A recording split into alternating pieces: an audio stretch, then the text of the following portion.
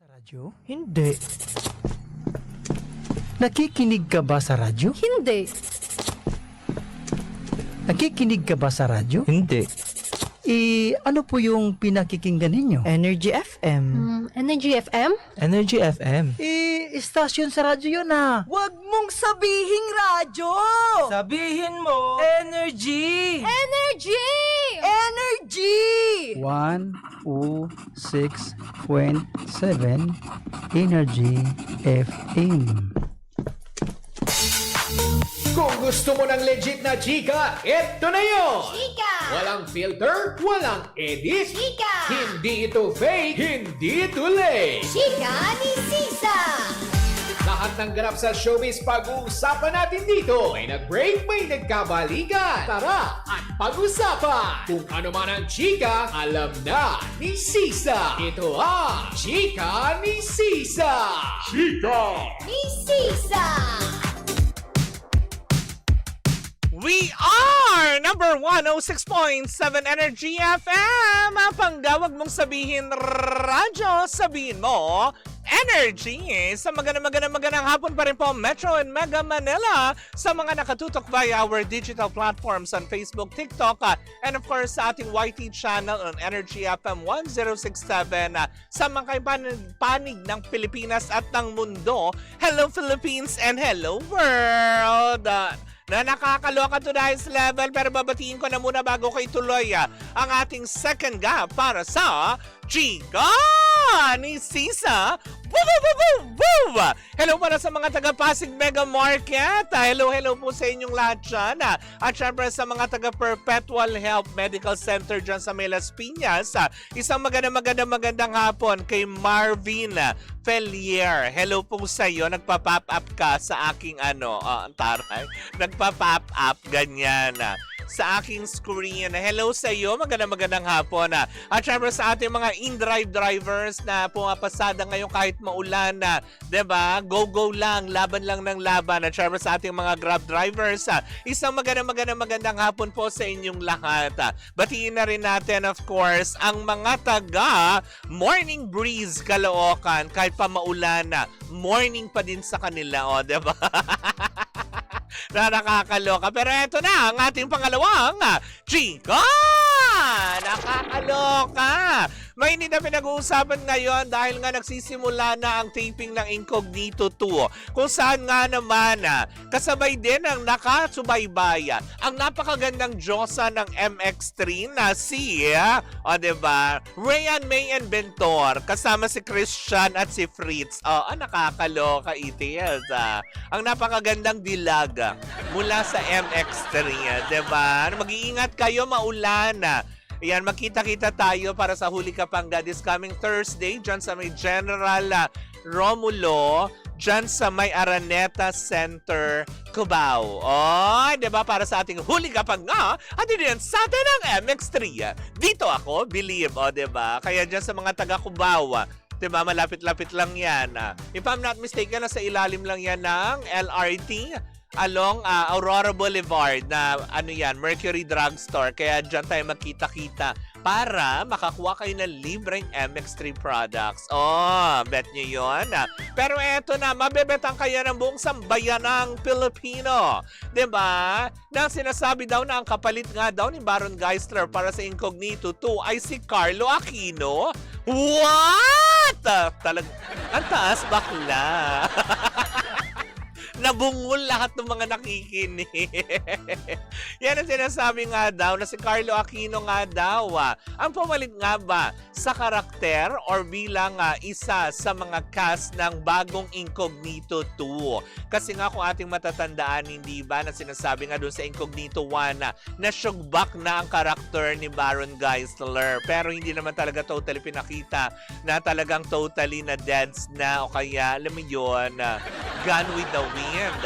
Pero malay nyo, magkaroon ng himala at mabuhay ang kanyang karaktera. Paano ba naman kasi nagkaroon ng spekulasyon ng mga netizen patungkol dito nang mamataan na nga itong si Carlo Aquino kasama ng ilang cast ng Incognito na sina Daniel Padilla, Carla Estrada, Anthony Jennings, Maris Racala, and a lot more. Wow! And a lot more, diba? Kasama daw sa airport kung saan nga, malay nyo naman, nagbabakasyon lang. Diba? Pero bakit kailangan kompleto yung cast ng Incognito tapos si Carlo Aquino ang bagong mukha doon, diba? Sabi tuloy ng mga ilang mga netizen tulad na lang ng Team Fruit Salad at Team Walkout.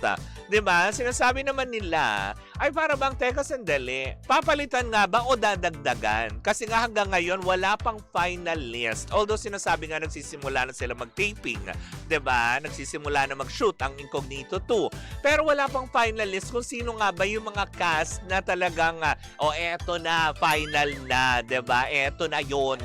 Para hindi na kayo magtalo-talo, diba? Kasi nga naman, diba, iniintay. Tama ba? Tapos na ba? Hindi pa tapos ang Blood versus Duty.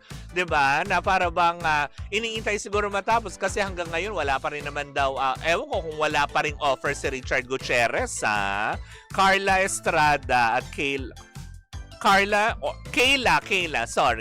Estrada, hindi Carla. Sorry, Adel. Sorry. Si Kayla Estrada. Yan. Si Kayla Estrada ang Labidids ni Daniel Padilla. Kayla Estrada. What? Talagang gano'n ang pagkakareaksyon ni Daryl Fukunaga. Hindi ka naman din malaman bakit. Diba? Pero yun na nga, diba? Sabi ng ilan, yes, para bang dadagdagan yata naman. Baka madadagdagan pa. Or bagong dagdag miyembro si Carlo Aquino. Sabi ng ilan, it's a good sign na mapabilang nga si Carlo Aquino dahil syempre alam naman natin na marami ng proyekto, marami ng roles ang ginampanan na kakayanin talaga ng isang Carlo Aquino, in fairness. Alam mo, talagang isa siya sa pinakahinahangaan kong napakagwapong muka, yung si Carlo Aquino, diba? Lalong-lalo na dun sa pelikula nila ni Bella Padilla, ang Special Memory, diba? Yun yung last project na meron silang film na ipinalabas eh. Tapos ngayon makikita na naman natin sa teleserye, oh my goodness, diba? Ini-stalk ko na nga lang sa social media si Carlo Aquino eh. Minsan kumakain niya ng breakfast, mga tinatinapay, parang sabi ko, parang mas gusto ko pa siya dun sa tinapay.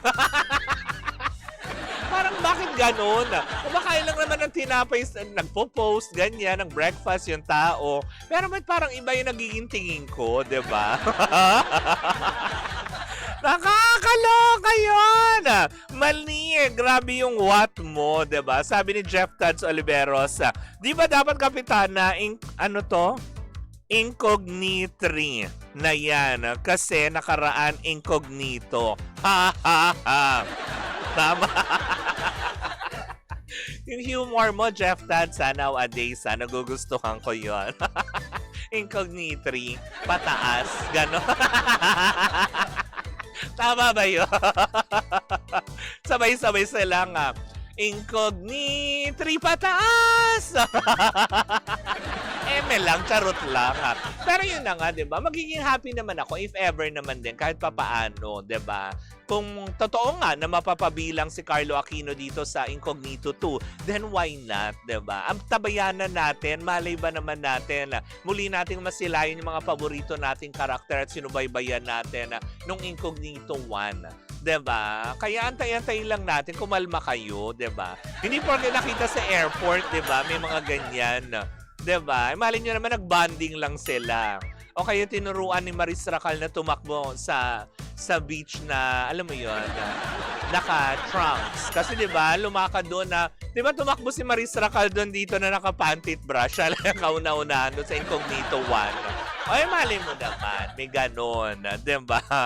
Anyways, ayan po muna bago lumabas ang puting telon dahil ako ay OT na. Diba? Bukas mo magkarinig ang magpanoorin na naman tayo at bukas pag-usapan natin. Ako nakakaloka, ha?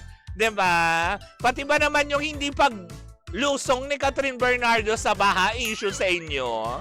Well, bukas natin yan pakatutukan sa programang Chika ni Sisa. Woo!